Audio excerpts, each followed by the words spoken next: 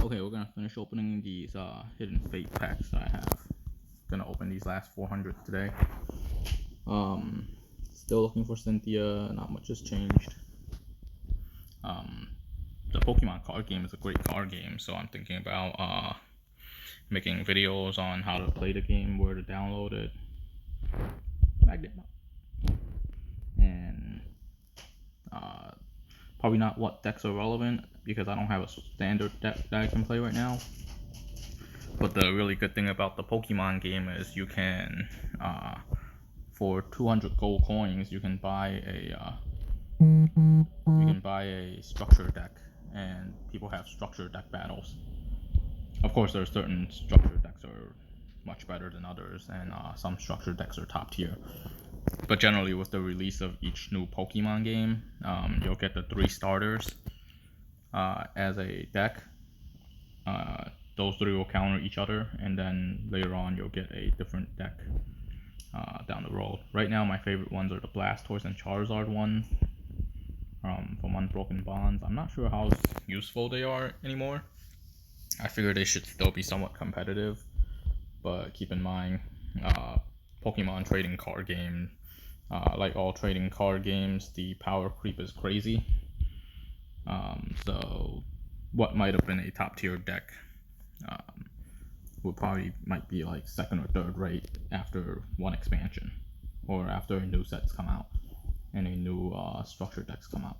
So that remains to be seen, but I guess a good way to show off the Pokemon game would be to play the structure deck. It's low commitment. You don't actually have to buy any of these code cards, and they have tournaments with the structure decks too. And if you win tournaments, you can get tickets and you can get more coin to buy more structure decks, or to buy actual packs. Ooh, double GX. Currently the ladder is the Lusamine ladder. I don't really like Lusamine, so I'm not sure if I'm gonna try to get the 3,000 points for the Lusamine full art, but it is a full art card.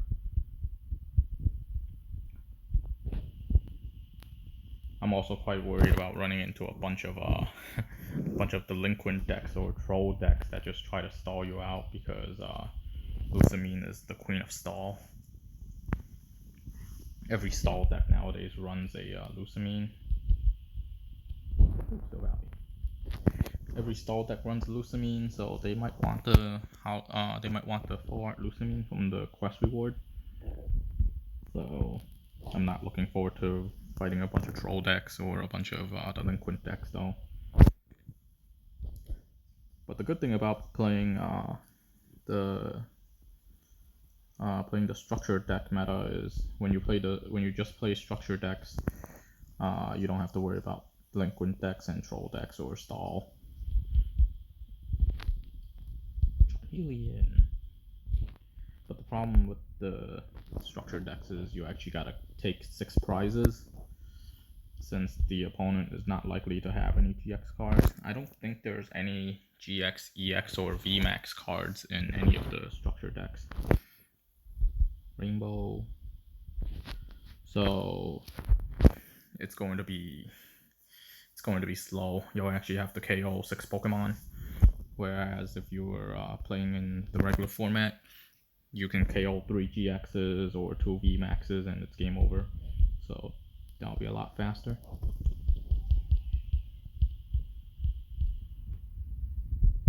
The thing with the Pokemon card, you can have games that are like 5 minutes in the standard format, where you open with a Pikachu and Zekrom GX. You get your GX attack in the first or second turn, and you clear their board. They run out of Pokemon and they lose.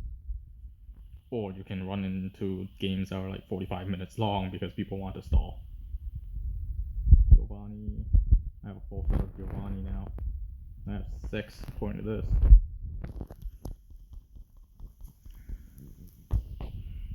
At this point, I'm not holding a lot of high hopes of getting that Cythnia card. I'm just hoping I get at least 1. But I do have a 3 Charizard, so that helps. The thing with Giovanni is he's not very useful competitively. Like, even Koga is more useful. Hey, look, another rainbow birds.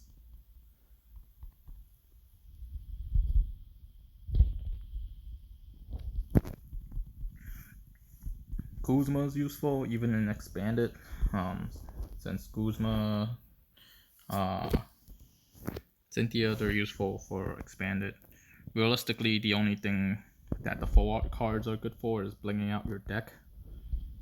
And there was a shiny card there was a shiny Gibble. They're mainly there to show off. So,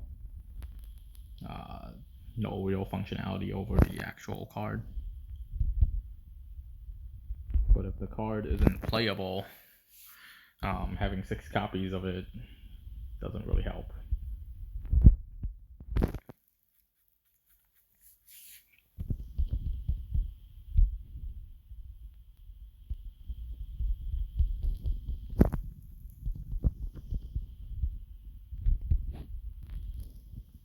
Unfortunately, Pokemon cards don't have a arena-like format that Hearthstone does, but the tournament format is really nice. Too bad for the tournament though. It's like an 8-person bracket, but like sometimes people run into stall decks, and what could have been a 15-minute per match tournament turns into a hour each bracket tournament, and you can spend 3 hours playing a tournament instead of like everybody doing it really fast and finishing under 20 minutes, and you can have one tournament done in an hour. It's also awkward because once you're in a tournament, you can't really go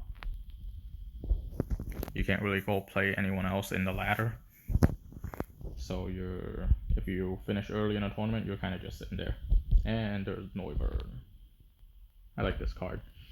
Noivern lockdown was a thing. You just keep using Noivern to lock them down from using item cards, and that gives you a huge advantage.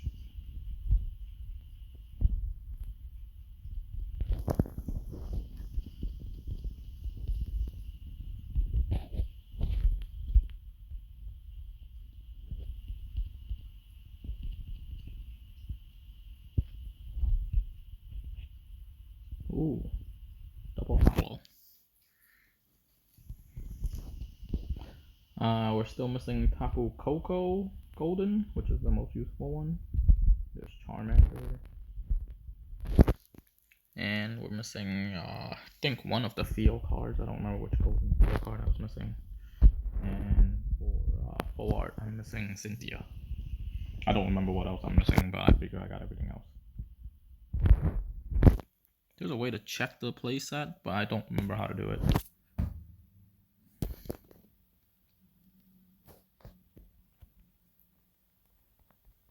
So much Team Rocket stuff here, might as well be the Team Rocket set.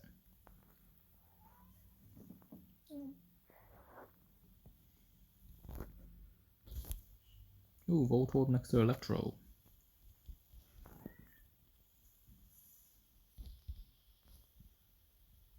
Altaria. Not one of the best GXs, but it's definitely pretty.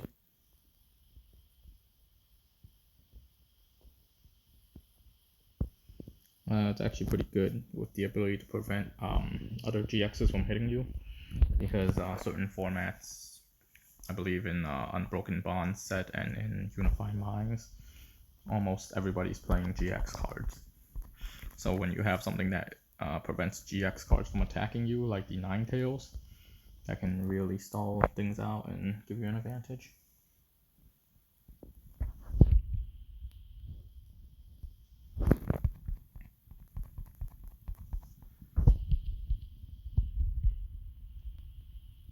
Altaria again. The other Altaria is also very useful in Dragon decks. Gives out a 20%, give a 20 damage increase on to all Dragon types.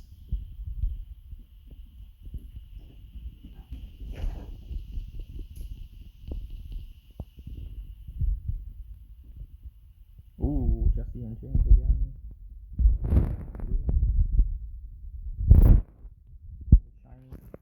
Shiny. items have a full playset of both of them. If I get 4 Jesse and Jameses, I should try to do a Jesse and James deck, or full team Rocket deck. Just run Bonnie and Jesse and James with Weezing and Arbok. Just poison deck.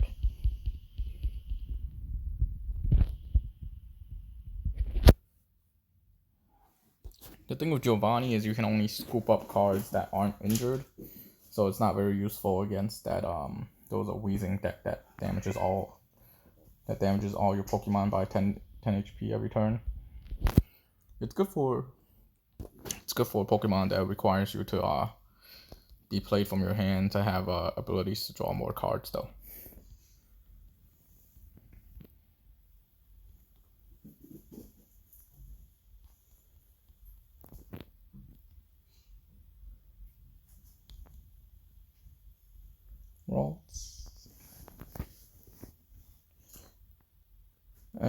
Unfortunately, this is not a new set, but usually I think that's like the 7th one. I have 10 of these.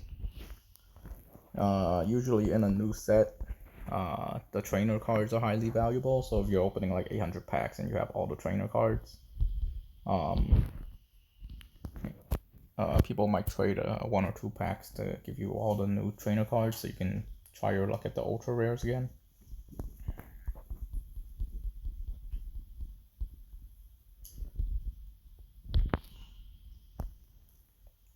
And that's 80 packs down. Almost there. Water command. I like how some of these Pokemons have specific trainer cards that support them.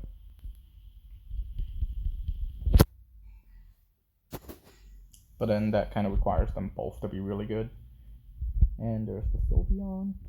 Sylveon Stall was an amazing deck back then. Also because Sylveon has the ability to like send evolved Pokemon back into your hand. You can only attach 1 energy per turn unless you have some kind of energy acceleration, and you can only evolve once a turn. So if you can send 2 Pokemons back, you're wasting like 4 or 5 turns. But that's your GX ability, you can only do that once. Naganadel. The shinies are interesting. Bling's Last Stand. Draw two cards per every fire Pokemon. That's pretty impressive. I didn't read the condition though. It must be some pretty crazy condition to call Last Stand.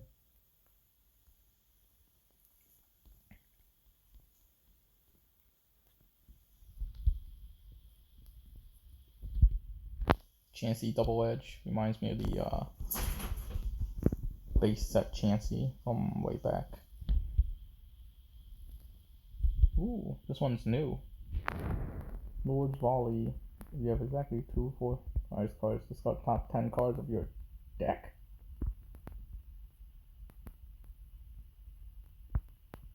Discard the top 10 cards of your deck. Why would you want to do that? If it was discard the top 10 cards of your opponent's deck, that would be crazy. Charizard GX's ability is discard top 10 of your opponent's deck, and that's a good way to try and deck out people. Especially those guys that are like running the stall decks and they don't deck out because they got stuff like Ninja keep coming back, or they're playing the same last 3 cards in their deck, and you can deck them out with that.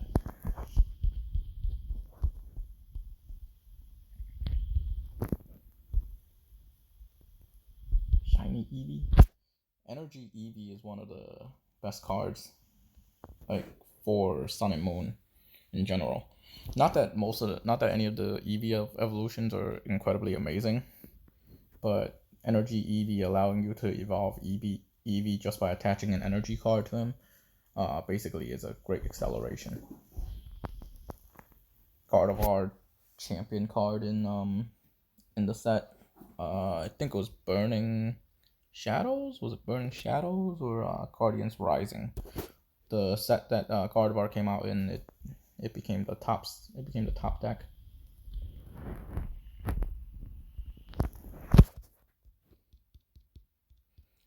Well, Zoroark is amazing too. I don't know if there's a shiny Zoroark in this, but like Zoroark is one of the top 10. Zoroark's one of the top must-include decks in every deck. Must-include cards in every deck. The ability to discard 1 and draw 2 every turn is unparalleled basically, and people can run multiple Zoroarks just sitting on the bench. Problem with running multiple Zoroarks and on the bench is fighting is a really good type, and people pull Zoroarks in and kill them. I got less of these than I do the rainbow one.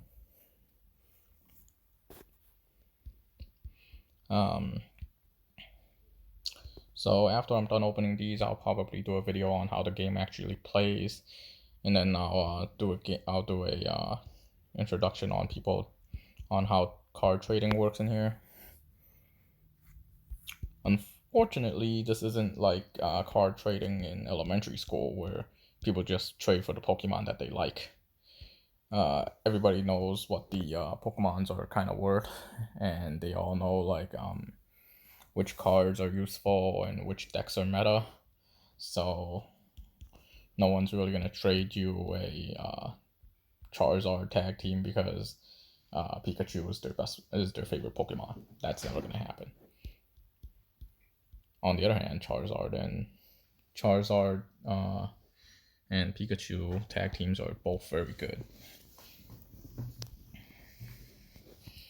I haven't seen the Blastoise Piplup and Venusaur Snivy tag teams.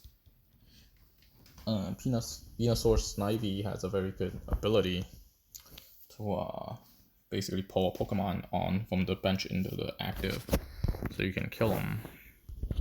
But it's got a lot of limitations. And with Lysander and Guzma rotated out, your pulling onto the field options are pretty limited now. But I think they have a Pokemon Catcher now, so that might be useful. Depending on whether or not Erica has rotated out, Erica might be a valuable card to trade out to people. But since these are all older cards, or cards from an older set, pretty sure mostly everybody's got these cards already, or they don't want them because it's rotated. This is or. At this point, seriously, might get a playset of each of the GXs in their shiny forms, which is great. That's what I was looking for. But I'm seriously hoping I can get that Cythnia card so I can put my heart to rest here. It would suck if I bought 800 packs and I don't get a single Cythnia.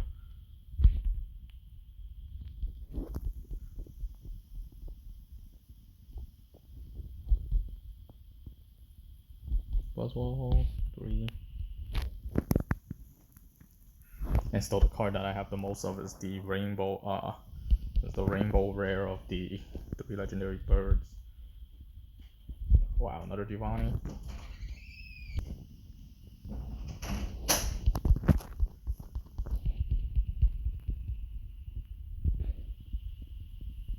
Well, my girlfriend just came in to tell me to go eat, so I'm gonna open these these last 72 packs, and then I'll continue opening the next 200 after I'm done eating.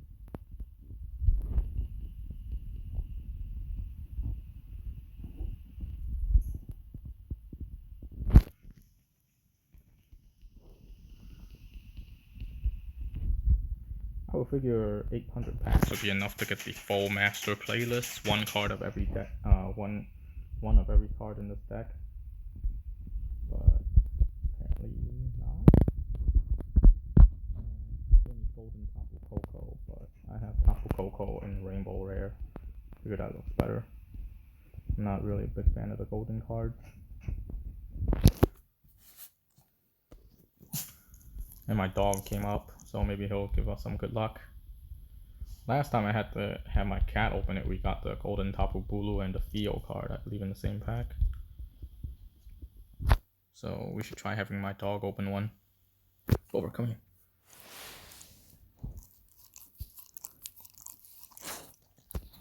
Noibat. Not bad. Not bad, bro. Not bad.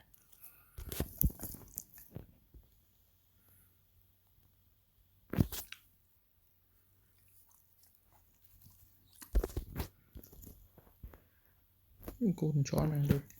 Shiny Charmander.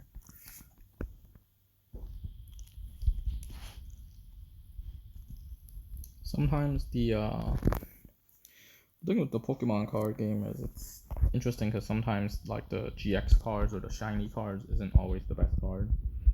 A few sets ago there was a Charizard and a Blastoise. Regular Charizard Blastoise are better than the GX versions because they have an amazing energy acceleration ability.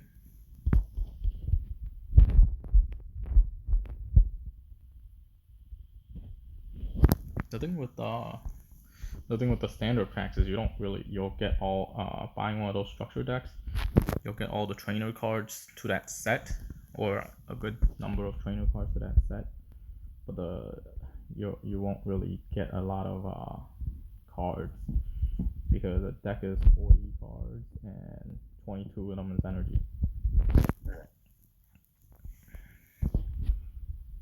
But like it's still better than the base set structure decks. The base set structure decks, you had one main evolution line with maybe two, with like a one stage, so one evolution Pokemon. Shiny Star Viper. But nowadays, structure decks come with like stage 2 Pokemons where it evolves twice, and sometimes it'll contain two of them. So you might get Charizard and Nidoqueen. The Blastoise Gold Duck one isn't as good though. Fisherman, this one's new. I only have one of this. I think I have another full art Fisherman, but put 4 energies from your discard pile into your hand. That's very useful. I don't have the other. Okay, I guess this is the only full art version of Fisherman. Fisherman is actually very good in the Raichu GX deck a while back. Fisherman's good with any kind of Magneton acceleration deck, so Steel or Lightning, where you pull the cards all into your hand and then use Magneton's ability to boost the energy into the deck. This one right here, I was just talking about it. As often as you like during your turn, you may attach a Steel energy from your hand to your Pokemon. You basically can attach, if you have a hand of like 10 energies, you can throw 10 energies down at the same time and hit your opponent with a big attack. So Fisherman's actually pretty useful. I have 10 Charizards too. Now, too bad I don't have 10 Black Charizards, because even though like it's not the real card, Black Charizard I feel like should still trade for a decent number of packs, just because it's Charizard. There's the Charizard tax. Charizard tax is not as high in the online game though. Not because it's less rare, but like it just doesn't retain that value that the real life card does. Charizard in that Black Charizard, if you hold it in the original set,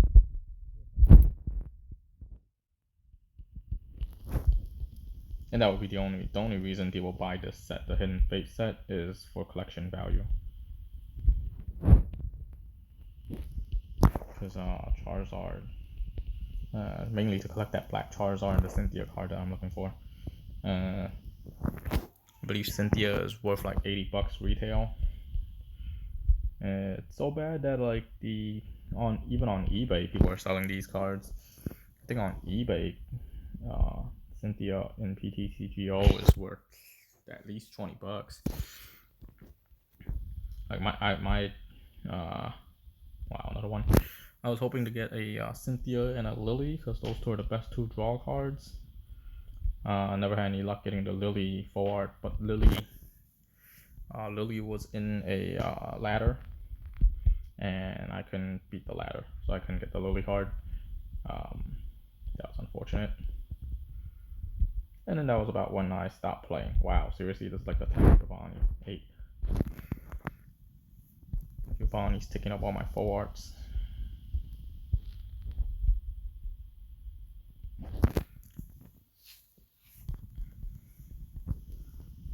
I couldn't get the Lily card, and it was because of a stalled deck, and that stalled deck stalled me for about 40 minutes. It was the last win I needed. And with the way that the ladder works, the more winning streaks you have, the more points you get. I had a 10 winning streak, so if I won another one, I would get 30 points. I was about 30 points away, but if I lost that one, I would have to. And there's the golden field, but that's the other one. Shrine of Punishment is very useful. Anyways, so if I won that game, I would have gotten 30 points, and it would have ranked me into the ladder to get the Lily card. But that guy stalled me for 45 minutes, and realistically, I couldn't have left, because if I left, I would lose the stacking part. So to the point where the next person I beat would be worth 20. Would be worth, I think it's 2 or 5, as opposed to 30. So if I beat that guy, I would be good. If I didn't beat that guy, I would have to fight another 6 guys in order to get the 30 points that I needed, assuming I kept winning. So I just gave up. Well, that, and he stalled me past the 6 o'clock deadline anyway. So now I gotta actually try to like find Lily in a pack.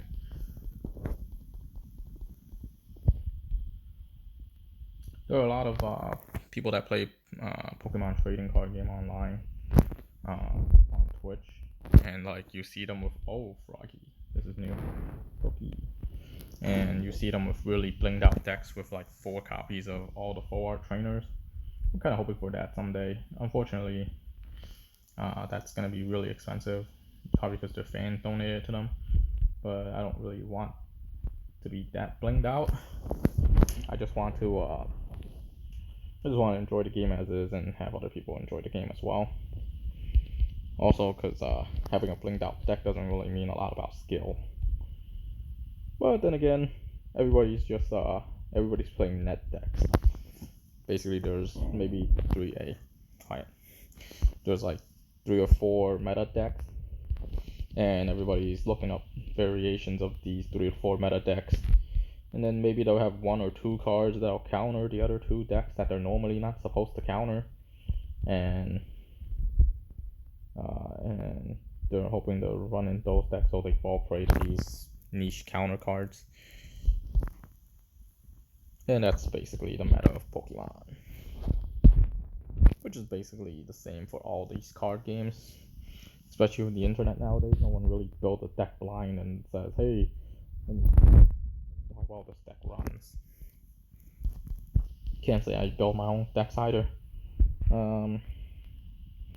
Normally what I would do is I would get the so there'll be like a base skeleton of a deck list, so you copy that deck list, and then you just play around with it and see which one fits your style more.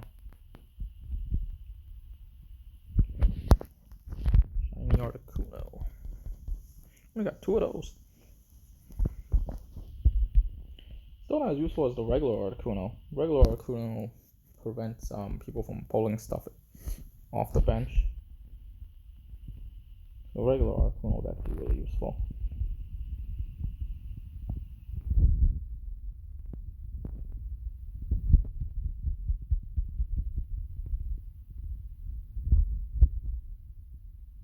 And the last pack magic there.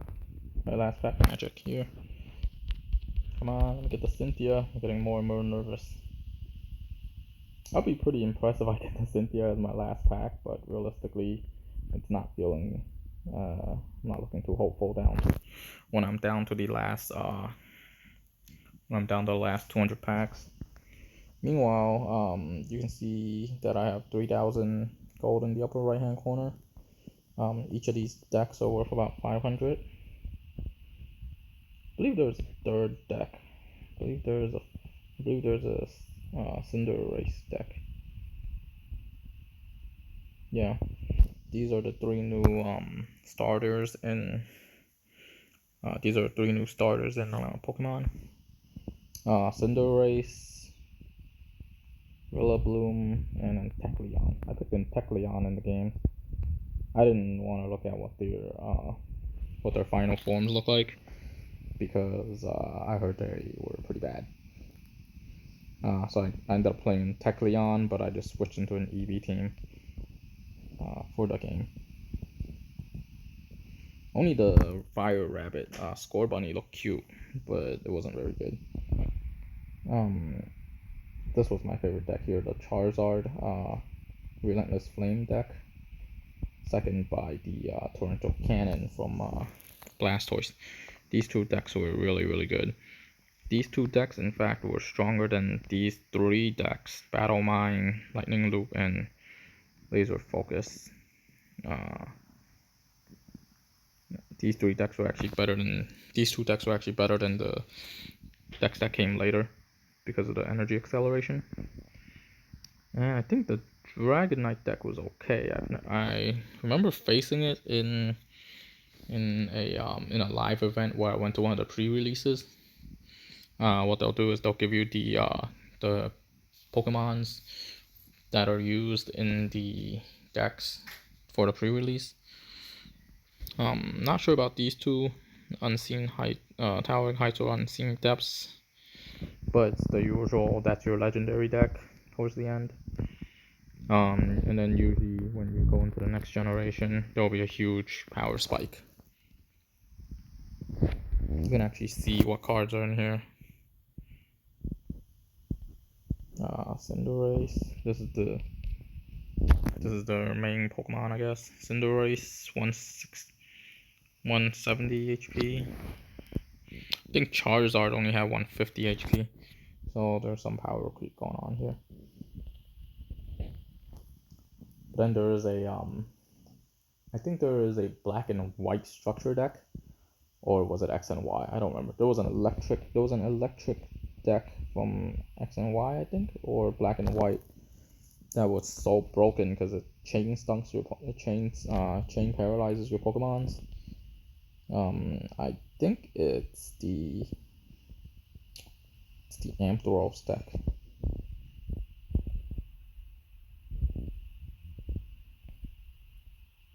It's nice that you can get like really, really old decks too from the X and Y seasons. And then this is black and white too.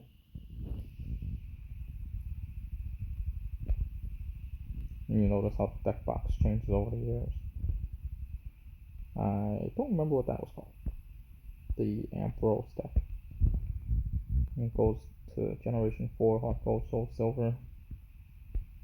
And their prices hasn't dropped at all. Comparing the newest deck, this is what an evolved Pokemon would be at. Like, I guess this is the secondary Pokemon. It's 110 HP.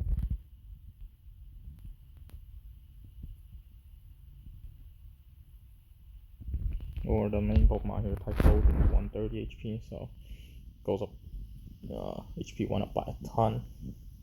It's 170 now. Yeah, that's it for now. I'll come back shortly and we'll record the last 200 packs after I'm done here. Have a nice day.